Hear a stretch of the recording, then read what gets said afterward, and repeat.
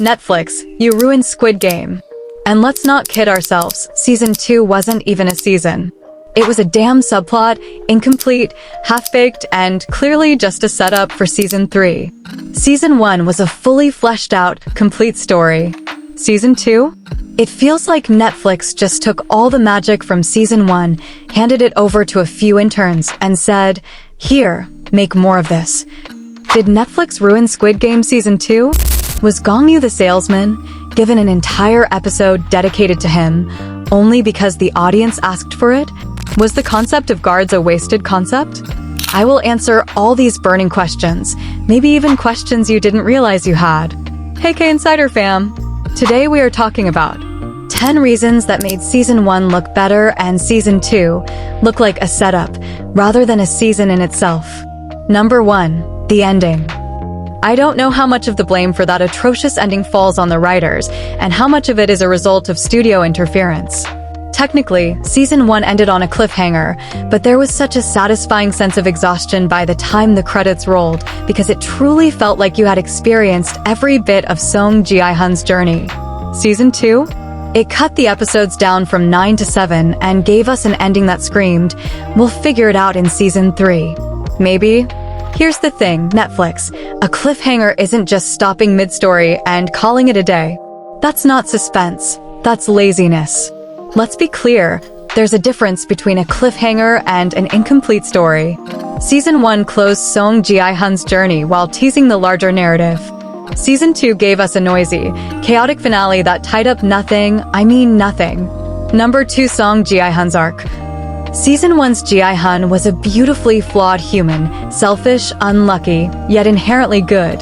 Watching him evolve was the emotional backbone of the show. But in Season 2, he's a caricature of revenge, devoid of nuance. Turning him into a brooding Punisher knockoff after a 2-year time skip robbed us of seeing his struggle to adapt post-victory. And what about his family? His daughter, Sae Byok's brother, Sang-woo's mom? Oh right. They don't exist anymore because apparently, Netflix thinks we have amnesia. Instead of showing his internal struggle or growth, it's like the makers said, let's make him edgy, and people will forget everything else. Spoiler alert, Netflix, we didn't. Hey K Insider fam, I've poured my heart into breaking down what Season 2 lacked compared to Season 1, and writing this roast-style script took so much effort. I didn't want to just throw random opinions for views. I wanted to get it right. If you could take 5 seconds to like and subscribe, it would mean the world to me. Let's continue. Number 3. In-ho and Jun-ho. Plotline with no payoff. The frontman reveal in Season 1 was spine-tingling. Your long-lost brother is running this death circus? That's juicy. The betrayal, the drama, it was gold. Season 2 took the gold and buried it 6 feet under. Jun-ho's journey was a rinse and repeat of Season 1's infiltration storyline, except this time, it ended with a nonsensical twist. The fisherman helping him was working for In-ho. And their reunion? Oh wait, it didn't happen. Why set up this compelling sibling dynamic if you're just going to ghost us? Jun-ho's entire subplot could have been deleted without affecting the story, which is an unforgivable waste of potential. Number 4. The salesman. Gong Yu deserved better. The salesman/the recruiter got a whole episode dedicated to him in Squid Game Season 2 because of the audience backlash regarding the limited screen time that the hugely popular Gong Yu got in the first season. But what was the point of that whole episode that he got? What did we learn about him? Gong Yu was the secret sauce in Season 1. His brief appearance was mysterious, memorable, and left us wanting more. Season 2 gave him an entire episode, not to expand his character, but to make him look like an unhinged sociopath on a power trip. Yeah, no, not psychopath, a sociopath. Why was he harassing random people? What was the point of that weird side quest? And the scene where Ji-hun outsmarts him? Laughable. No, this isn't sarcasm, but I genuinely laughed. It was good, but why did he take that risk? What did it add to the story? The episode raised more questions than it answered, leaving Gong Yu's character feeling more like filler than substance. The writers turned an enigmatic character into a glorified meme. Gong Yu's time could have been spent adding depth to the story, but instead, we got filler. Then we saw another salesman giving a card to Kang No-yeol. So, are these salesmen that expendable? How are they recruited by the organizers of the game? Stuff like this could have been explored, but I guess the makers of the show had other plans. Number 5, the guards, a wasted concept. Season 1 teased us with the idea that the guards were victims of circumstance, just like the contestants. That's a fascinating concept ripe for exploration. Season 2? Nah, let's just hint at it vaguely and move on. With the recruitment of Kang No-yul, the second season kind of showed us that, while recruiting the guards, the organizers looked for a sense of drive that wasn't solely money-based. They wanted a degree of heartlessness that would allow the organizers to kill contestants en masse without flinching. But that's all speculation on my end. The show itself didn't take the time to delve into the basis of guard recruitment, even though they could have. The show briefly touched on how guards are recruited, but failed to delve into their motivations. Organ trafficking was brought back, but instead of adding depth, it felt like yet another recycled subplot with no real payoff. And why emphasize the guard's youth without addressing its implications?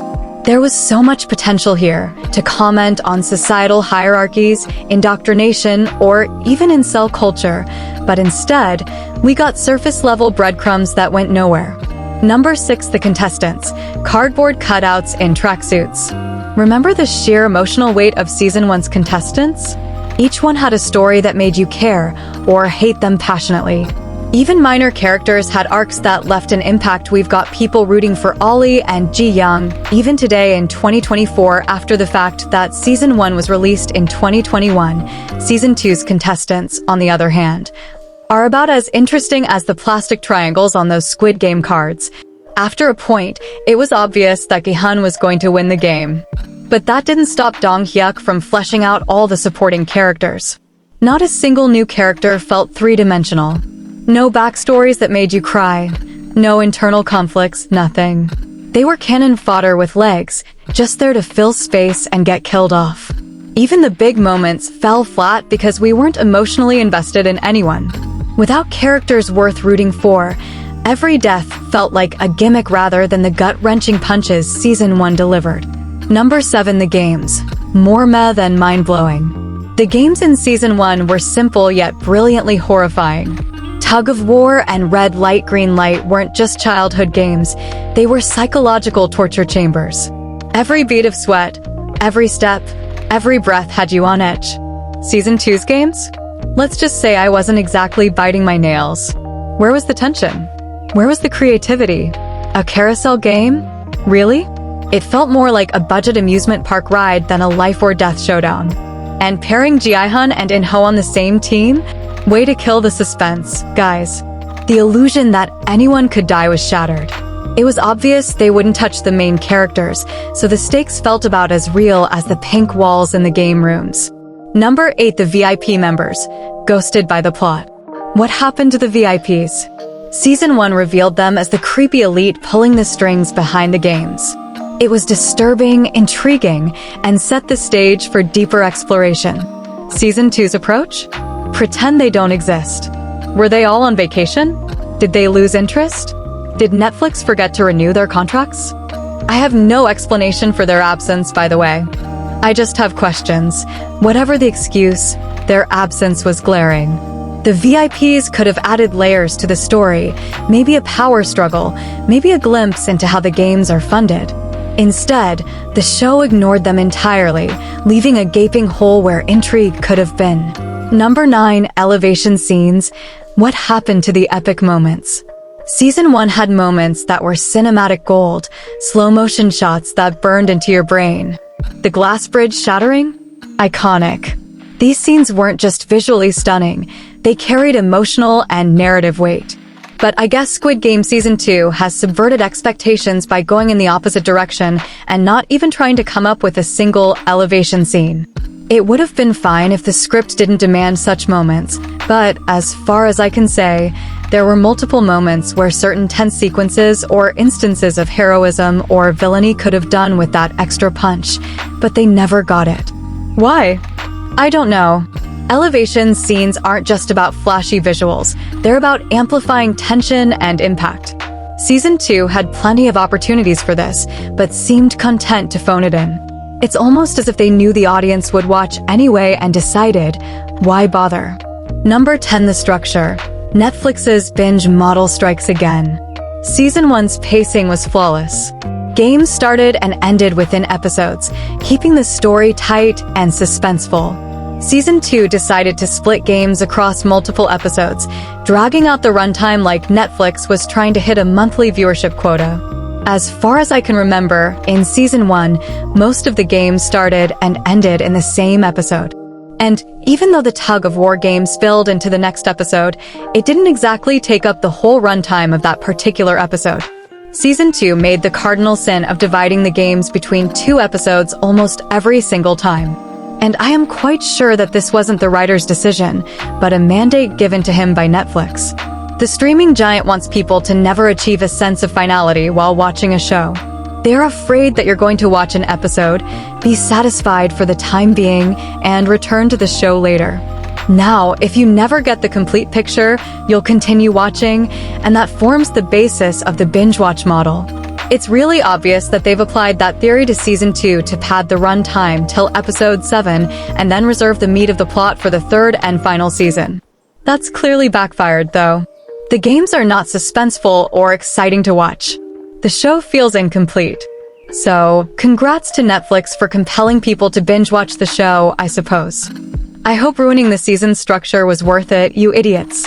Netflix, stop treating your audience like we'll swallow anything with the Squid Game label slapped on it. Respect the art, respect the fans, respect the writers, and most importantly, respect the legacy you built. Because if Season 3 doesn't deliver, trust me, we won't just unsubscribe, we'll roast you harder than ever. My K Insider fam, don't forget to like, subscribe, and drop your own rants in the comments. Let's hold Netflix accountable together. Until next time, stay sharp, K Insider fam.